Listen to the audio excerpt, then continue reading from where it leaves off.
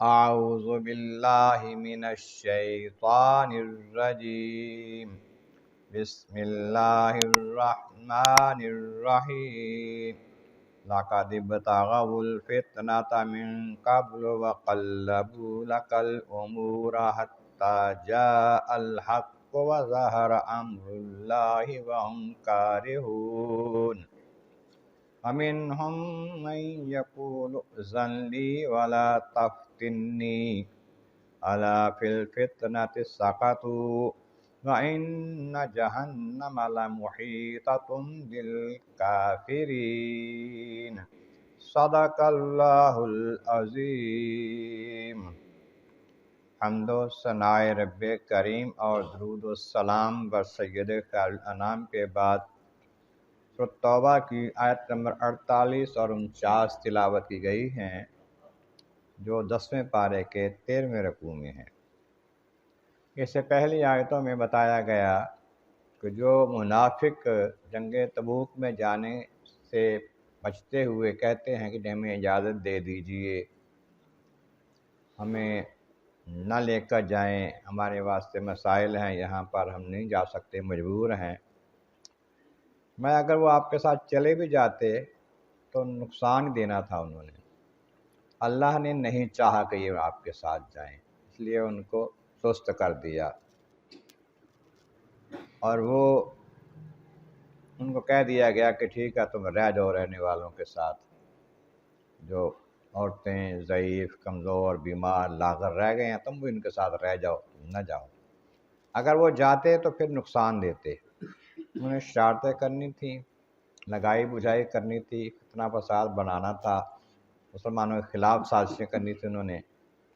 اور اب بھی ان میں آپ میں کچھ ایسے لوگ ہیں جو ان کی باتیں سننے والے ہیں، آپ کے سن کے ان کو بتانے والے ہیں۔ تو اللہ تبارک و تعالی ظالموں کو خوب جانتا ہے۔ اب فرمایا کہ پہلے بھی یہ لوگ فتنہ بازی کر چکے ہیں۔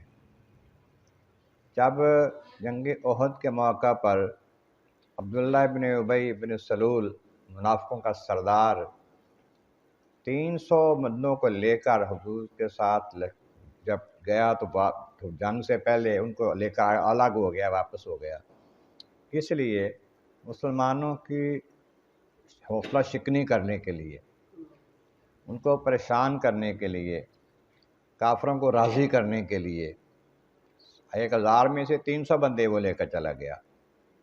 تو اس طرح اس نے فتنہ پروری کی، اور بھی ہر موقع پر کوشش کرتے ہیں کہ مسلمانوں کے خلاف سازش کوئی نہ کوئی کرتے رہیں۔ البتہ جب حق ظاہر ہو جاتا ہے، غالب ہو جاتا ہے، مدد آ جاتی ہے اللہ کی، پھر ان کو بڑا برا لگتا ہے، یہ کیا ہو گیا۔ مسلمان جب کامیاب ہوتے ہیں تو ان کو تکلیف پہنچتی ہے، مسلمانوں کو کوئی تکلیف پہنچے یا راضی ہوتے ہیں، منافقین کلمہ پڑھنے والے۔ اور ان میں وہ بھی ہیں انہم من یقول ائذن لی ولا تفتنی، کہتا ہے حضور مجھے اجازت دے دیں یہاں رہنے کی، مجھے فتنے میں نہ ڈالیں۔ فتنہ کیا تھا بھائی؟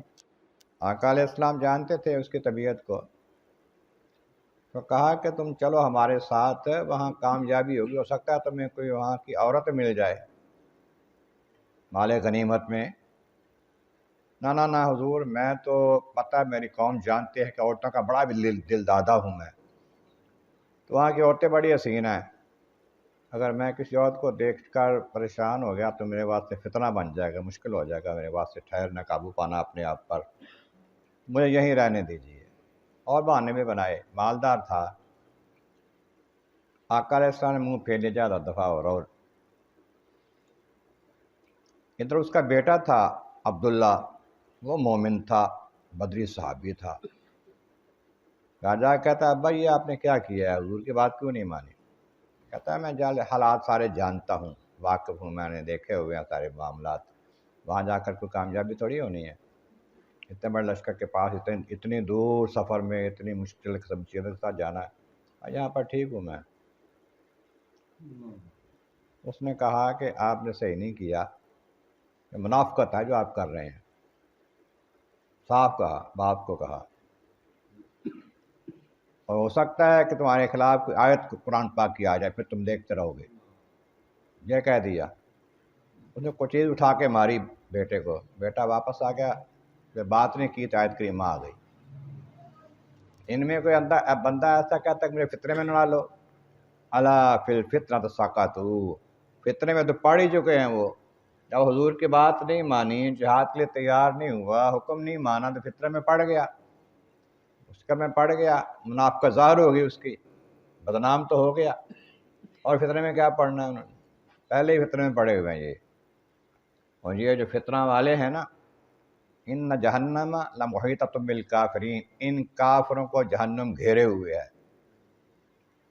اب بھی ان کے اعمال ایسے ہیں، جہنم ان کو گھیر لے، پھر قیامت کے روز بھی جہنم ان کو گھیر لینا ہے۔ جہنمی ہیں تو منافقت کرتے ہیں حضور کے ساتھ، حضور کے سامنے رہتے ہوئے، دل میں کچھ اور، زبان پر کچھ اور۔ اللہ تعالیٰ کے بارے میں مولا کریم، محبوب کریم کا صدقہ قرآن کریم کا فہم اور اعمال صالح نصیب فرما۔ وآخر دعوانا الحمد للہ رب العالمین۔